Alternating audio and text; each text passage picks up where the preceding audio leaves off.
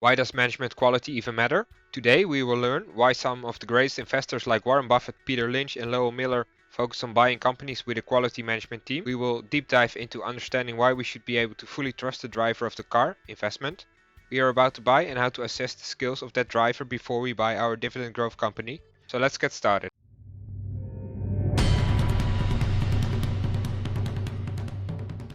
Hi everyone, this is Tom from the Dividend Attitude. Welcome to another episode of the Dividend Attitude Show. The last 3 episodes, we have learned to analyze the income statement, the balance sheet, and in the last video we learned how to look at the cash flow statement. Just like this video, these videos are part of a playlist, of which I will put the link in the description underneath the video.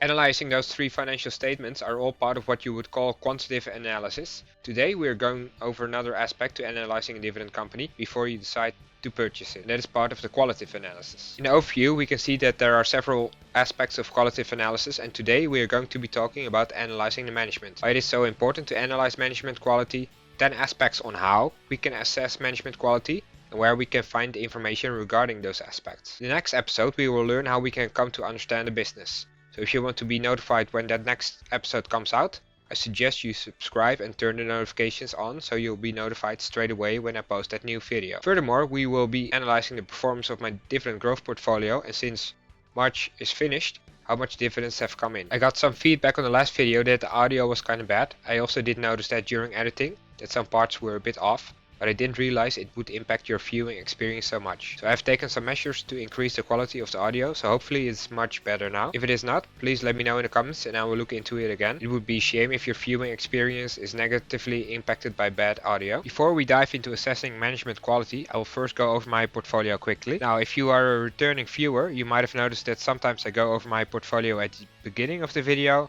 sometimes at the end. I'm kind of experimenting with that, so please let me know in the comments if you prefer to see a portfolio update at the beginning, at the end, or it doesn't matter to you, because that will really help me to structure the videos in such a way that it tailors to the needs of my viewers. So yes, that is you. So my portfolio consists of dividend growth stocks. All companies have been paying out and raising their dividends for at least 5 years, with the exception of CVS, which has frozen its dividend a while back to pay down the debt of their acquisition of Aetna. I have 2 brokers, this one, which is Big Bank, a Dutch broker, and the other one is the Giro, also a Dutch broker, but they are probably more well known in Europe due to the low fees. Unfortunately, we don't have no fee brokers yet in Europe. My portfolio value in Big Bank stands at 5,970 right now, with an unrealized loss of 29.1% and an unrealized loss of 2,400 euros in 2020. If we then compare it to the S&P 500 mini future, below we notice that there's about a 4.5 difference between my portfolio and the benchmark. We can see that since the start my portfolio mostly went up, with a blip at the end of 2018 of almost minus 20%. And then it went up again until February 2020, where it took a nosedive along with the rest of the market. We can see that the return is at 5.9% right now against 5.99% of the benchmark, so they're pretty close. Like I said many times before, as long-time dividend growth investors, we don't care so much about short-term fluctuations in the market. We care about the passive income coming in the form of dividends. And in March, despite all the turmoil, my dividends came in like clockwork. Now this is of course no guarantee of the future, since the list of companies that have cut their dividends is growing by the day, but so far I have not experienced any cuts for the companies I hold. Later on I will show you an overview in Google Sheets of all the dividends that came in and how that compares year over year. Now on to the Giro. In my Giro portfolio I have 2 companies so far, which were both purchased quite recently. Of those 2 you can see that SKT is getting absolutely hammered. They have announced that they won't be cutting their dividend, but they will be tapping into credit to pay for this quarter's dividends, and that is not something I would like to see, but in these circumstances understandable, and their debt levels were okay, so I'm not that worried about that for now. Of course, if the current conditions regarding the closing of stores will continue for long, I might have to re-evaluate. Lastly, my portfolio in Google Sheets, which shows both portfolios combined. We can observe quite a change compared to a few months ago, where almost all of my companies were in the green, and now about half of them are in the red. Candidates I would like to add to are VFC, VSM, NWE, and 3M. At the bottom you can see that my total portfolio performance is now at minus 16.8% and minus $1,400, excluding dividends. At minus 8.1% and minus $680, including dividends. But I keep repeating this, the stock market is a long-term game, so my focus is finding quality bargains and to just keep investing like I normally would. So I'm not trying to time the market, I'm just buying according to my regular schedule and add any excess cash I might have. And then, like I promised, an overview of the dividends coming in. On a micro level, we can see that we got paid by 5 companies in March for a total of $16.19, which is a year-over-year increase of 5.4%. The bulk of that increase is coming from T. Rowe Price, which increased its quarterly dividend by 18.4%. I absolutely love this company. Another thing to note is that Qualcomm has actually also raised its dividend recently, but that amount will be higher next quarter. This is a Google sheet that Joseph Carlson made, of which I will put a link in the description. Looking at the trend, we can see that payment was higher than the previous quarter. So over time, the aim is to let this trend line go up. Why is it important to analyze the management of a company? It matters because the decisions that management makes directly impacts how much cash a business produces over the long term. As shareholders, we are part owners of a business, but we don't have any managerial power to make decisions that impact the business. It is like buying a car that you are not allowed to drive. Would you buy a car knowing that the person who will drive it for you is a lousy driver? I know I wouldn't. So you should think about it in the same way when you're buying a company. You have to know and trust the people, management, driving the company. The only power we as investors have is our decision to buy shares in a particular company or not. The management team is the one that is making the top level decisions. Things like what products to go to market with, how to market the products, how much dividends are paid out, how much stock is bought back. These are the decisions that impact the long-term future of the company. And these are the decisions that ultimately determine if a company can keep paying and increasing their dividends. And that is what we care about as dividend investors.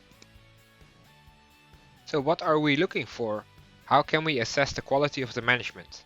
I have a list of 10 points here, which I will go over step by step on how to evaluate and assess the quality of management. First up is integrity, then length of tenure, insider buying, acquisitions and investments, debt management, capital allocation, performance during difficult times, goals and mission statement, brand extension, level of compensation for the management. So first up is integrity. What do I mean by that? The management should be honest and have strong moral principles. When you are buying a stock, you are buying part ownership of a company. But you don't have managerial control in a company, so you want to be able to trust the people who do have that control. That if there is a problem, that they tell us straight away. You don't want a management team that is hiding problems until it is too late and then it destroys the company. What is funny is that a good CEO would and should expect the same from its managers. A CEO can't oversee everything in the business. So it is important that he can rely on the managers that report to him to be honest and upfront when problems arise. A CEO also doesn't want to be confronted with problems when it is too late and all that can be done is control the damage. He needs to be able to trust them, just like we need to be able to trust the management of a company when we invest in it. See it as us being the CEO of a small part of that company, except the only decision we get to make is to get in or to get out. So how can we assess the integrity of the management?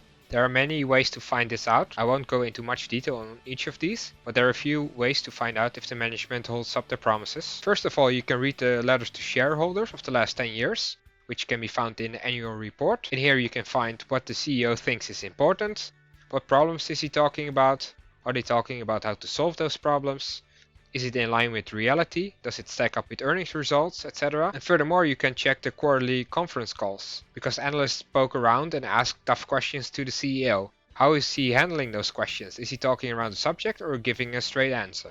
Is he getting back to those concerns in later calls? You can also check the management guidance and how accurate the guidance was. In my previous videos, I used 3M as an example to go over their financial statements. So I will do the same again in this video. I have the annual report here, which starts with a letter to shareholders. Many hidden gems can be found in the letter to shareholders. I've highlighted a few aspects that I noticed straight away. Right off the bat, I noticed that the CEO of 3M, Mike Roman, is addressing us as fellow shareholders, implying that he is and thinks like a shareholder, which of course is a good sign because then creating shareholder value is a priority. I have highlighted some items. First of all, I noticed that he's addressing the difficulties 3M is facing in certain end markets like China, automotive and electronics. Right after that, Mike Roman is talking about transforming the future. I quote, "Beyond financial results, I view 2019 as a fundamentally significant year for 3M as we implemented major change to position us for the future." As we go down a bit, we see that 3M is also talking about how to transform that. I quote again, "3M has been on a journey to transform how we work, serve customers and compete." Mind you, that 3M has been increasing their dividends for over 60 years. You can't survive sustainably for that long if you don't keep innovating. And if we go up a bit, you can actually see that innovation is one of their 4 pillars. So right after Mike Roman is giving us some details on how that transformation works in practice. Here we can see that they moved from 5 to 4 business groups to better align for their customers and go-to-market models. Here they are talking about the portfolio and how they've reshaped the portfolio of 3M from going to 40 businesses to 23 with divesting and acquiring some businesses. And here Mike specifically addresses how much they have invested for innovation, so 3.6 billion. So as you can see, we can learn a lot from just reading the letter to shareholders. How long has the top management been on board? This really tells a great deal about the quality of the management. The longer they have stayed with the company, the more they probably know about their business. In fact, Warren Buffett sees this as an important indicator. If the management has been on for a longer amount of time, it also allows us, dividend investors, to see how the results have stacked up during that time. How did the dividends payout develop? How did the payout ratio increase or decrease? And with that, the earnings. So how to assess that? For most companies, you should be able to find the length of tenure pretty easily. I just googled 3M management, and for 3M it led me straight to their website. Here we have an overview of all the people that are on the top management of 3M. If we open again the bio of Michael Roman, the CEO, we can see pretty quickly that he became chairman of the board in May 2019 and that he became the CEO in July 2018, but that he's been with 3M for 30 years already, which is a pretty long time, almost as long as I'm alive, so that's a pretty good sign. Insider buying shows us how much skin in the game management has, so check the number of shares management owns. Selling shares can be for a number of reasons, but buying shares can only be because they believe in the company. Is this in line with what they said? And how long are they holding those shares? And management always knows more about the future of a company than we do. So how can we find out how much shares an insider has? Well, here on Yahoo Finance we can see that for 3M 8.71% is held by insiders, and here on Guru Focus we can find more details on who bought and who sold shares. You can see a lot of selling here on the first page and one buy. If we take a look at the trend, then we can see that in 2018 it was about 15% and now the inside ownership is around 9%, so that's quite a difference, but that could also be explained because 3M was quite overvalued for a long period of time. How well does the company absorb and integrate acquisitions? Be very aware of the old transformative acquisitions, because the big acquisitions have the worst track record. Did they pay the right price for a company? If you see goodwill impairments appearing on the balance sheet after a while, it means they overpaid for the company. So how can you assess this? For 3M, to get a history of their past acquisitions, I just went to their press releases, where I'm able to filter on news regarding acquisitions and mergers based on the year. So if we want to know if 3M overpaid for those acquisitions, we just have to check if any goodwill impairments show up on their balance sheet. What we also like to look at is debt management. How much debt does the company have? Has it increased under the current management? Remember, debt is not always bad. It depends on how it is used and how leveraged the company already is. So how to assess this? Well, that's pretty easy. If you've watched my previous videos, you probably already know the answer. The way to assess this is to look at the short-term and long-term debt on the balance sheet. I like companies with a debt to equity ratio of below 0.5. This is not a hard number because it also depends on the industry, but nonetheless a good way to gauge how much debt the company has. 3M does not meet this requirement because they have a debt to equity ratio of 1.8. Like I also mentioned in the video about going over the balance sheet, it is good to compare the debt to equity to peers in the industry to see how they hold up. Capital allocation is basically a question of where to put the money, net income, in order to make the business grow. A key area for us dividend investors to look into is of course the money that is allocated to pay out dividends. As we learned in a previous video, a way to measure how much of the net income is allocated to paying out dividends is to calculate the payout ratio or based on the free cash flow. Now, we as dividend growth investors would like to see an increasing dividend payout, but not at all costs. If the payout ratio is increasing rapidly above the threshold of 70% and management is still increasing the dividends heavily, then we need to ask ourselves if they are doing the right thing. Because the payout ratio of over 70% means that less than 30% can be used to pay off debt and make investments for the future cash flow of the company. In the last video, I talked about the cash flow statements. In the cash flow statement, you can really see what the management team is allocating the capital to. A way to assess the capital allocation is by looking at the return on capital for the duration that the management has been on. The return on capital should ideally be growing. It is a warning sign if the return on capital is dropping because it means they have lost their touch. So if a company has been raising its dividends constantly and was still able to keep the payout ratio at manageable levels, That in itself shows us dividend growth investors that the management team has good discipline and skill to allocate money, because if the net income did not rise sufficiently over time, that would automatically reflect in the payout ratio. The true test of management often comes during difficult times, either specifically within the company or due to external factors such as the economy. So how did earnings hold up during a recession, and were they able to keep increasing the dividends? The easiest way to assess this is obviously by looking at the past earnings of the tenure of the current management and by looking at the dividend increases during that time. 3M is actually in that situation right now. They are transforming their business to become more profitable again. Looking at the dividends, we can observe that even during 2008 and now they have kept raising their dividends. Looking at the goals and mission statement of a company, it is important to see what goals the management has set out for the company, and does the company have a mission statement. A bad sign is when it is full of the latest buzzwords and corporate jargon. How to assess? A company's mission vision statement is often found on the About Us page of the company website. If they don't have such a statement, it can be a bad sign. Looking at 3M, we can see the mission statement here. Most of it is written out in plain English and without buzzwords or jargon. The same can be said about the goals they have set out for themselves regarding sustainability.